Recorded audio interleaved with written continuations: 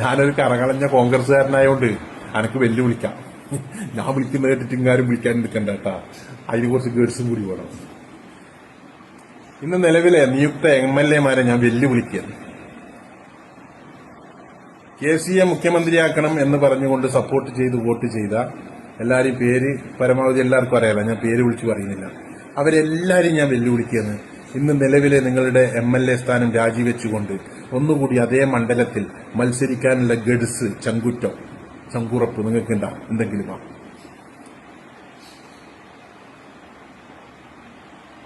എതിരെ നിൽക്കുന്ന സ്ഥാനാർത്ഥിയുടെ ഒരു ഫ്ലക്സ് പോലും, ഒരു പരസ്യ ചിത്രം പോലും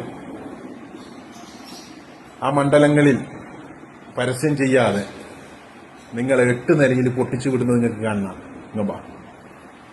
പിന്നെ ലീഗിന്റെ വോട്ടോടുകൂടി വിജയിച്ച ചില MLA-മാർ ഇന്ന് ലീഗിനെ തള്ളിപ്പറയുമ്പോൾ അവരോടുകൂടി പറയാം, നിങ്ങളും അതേ മണ്ഡലങ്ങളിൽ രാജിവെച്ചു വന്നിട്ടൊന്ന് മത്സരിക്കുക.